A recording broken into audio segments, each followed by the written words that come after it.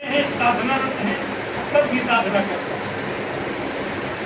कि गीत की सर्जना है सतत साधना, कि गीत की सर्जना है सतत साधना, और सुनना सुनाना भी आराधना, और सुनना सुनाना भी आराधना, कि कुछ भी दो ज्ञान दो माँ शिकायत नहीं, कि कुछ भी दो ज्ञान दो माँ शिकायत नहीं, कि हो निरंतर सृजन है यही प्रार्थना, है यही प्रार्थना, है यही प्रार्थना।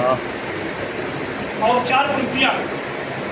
देखिए, परमात्मा को किसी ने देखा नहीं, अगर देखना है तो माँ पिता के रूप में ही भगवान है, कि माँ पिता ही तो धरती के भगवान, कि माँ पिता ही तो धरती के भगवान है, कि माँ पिता ही तो धरती के भगवान है। हो गया गजल श्री के जीवन काल में ही जैसे मैंने उनको देखा, कुछ शेर हमने कहे, एक मतले कसे और एक मक्के कसे। तो बिजली से कड़कते हैं, कभी बादल से छाते हैं। अमन जी थोड़ा सा सुनने के लिए, बात करने के लिए, कि बिजली से कड़कते हैं, कभी बादल से छाते हैं, पिता हर हाल में फिर भी हमेशा हमको।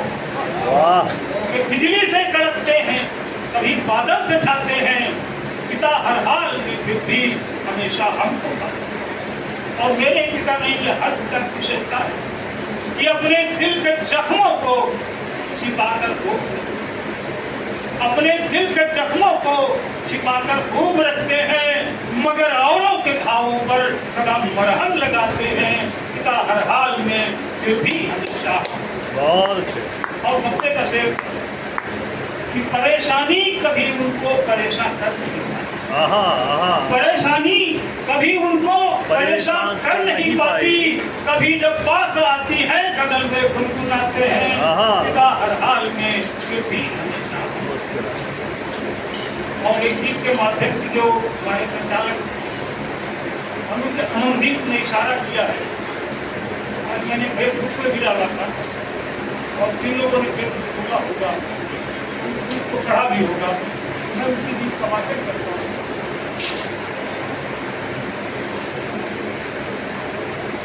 कि कल तक तुम साकार, कि कल तक तुम साकार रूप थे, आज अगम तुम निराकार हो, आज अगम तुम निराकार हो।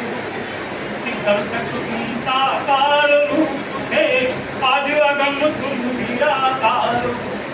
जैसा मैंने निकट से देखा कि कटी जिंदगी थी अभाव में, उसके प्रत्यक्षदर्शी हमारे चाचा श्री प्रोफेसर हजारी सिंह, डॉक्टर हजारी सिंह जी और मेरे अध्यक्ष शिवरत सिंह भदौरिया जी, इन्होंने देखा कि कटी जिंदगी थी अभाव में, गोपन रखना था स्वभाव में।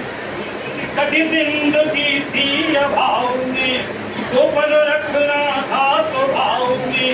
कि बाघ और बकरी दोनों को सदा दिखाया एक नाव में, कि बाघ और बकरी दोनों को सदा दिखाया एक नाव में। कि तक बहती हुई नदी थे, उन्होंने स्वीकार किया है कि मेरी कोशिश है कि नदी का बहना हो। बिल्कुल। और उन्हीं गीतों से जो है हमने समझा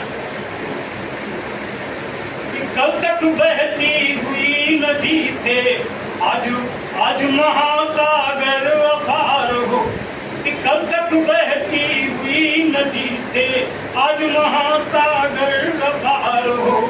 कि कल तक तुम साकार रूप थे, आज अगम तुम निराकार हो। तो पथ पर आए अनगिन रोड़े, कि पथ पर आए अनगिन रोड़े, माटी को पकड़े थे कोड़े, उनको आंचलिक गीतकार भी कहा गया। बिल्कुल। डॉक्टर ओपी अवस्थी ने स्थापना की है डॉक्टर कि अगर फणीश्वर नाथ रेणु होते और कविता लिखते तो डॉक्टर भदौरिया की तरह, तो डॉक्टर भदौरिया अगर उपन्यास लिखते तो रेणु। तो माटी को पकड़े थे घोड़े, माटी को पकड़े थे घोड़े, पुरवाई को सदा सहेजा, पुरवाई को सदा सहेजा, पछुआ पर फटकारे घोड़े।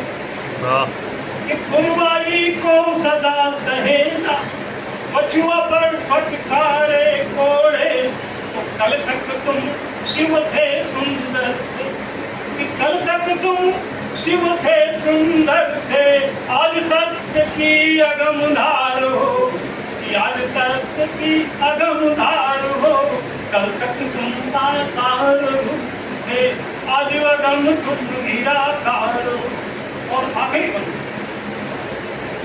उनका एक गीत है, आग लगी पानी में मेरे बादल ही बादल हूँ मैं, मुझे इजाजत है मन मर्जी दसों दिशाओं में उड़ने की, लेकिन कौन रही है ख्वाहिश फिर धरती से जुड़ने की। राघव रंग इंद्रधन कांधे, राघव रंग इंद्रधन कांधे, मंगल ही मंगल हूँ मैं, आग लगी पानी में मेरे बादल ही बादल हूँ मैं। और आखिरी चरण लिखता है कि जो भोगा उसको ही गाया, कि जो भोगा उसको ही गाया, मन मर्जी का जीवन भाया।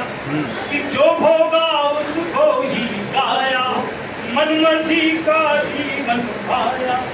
तो रस बादल बन नभ में बरसे, कि रस बादल बन नभ में बरसे, बूंद बूंद खुद को छितराया। कि रस बादल बन कि रस बादल बन नभ में बरसे, बूंद बूंद खुद को छितराया।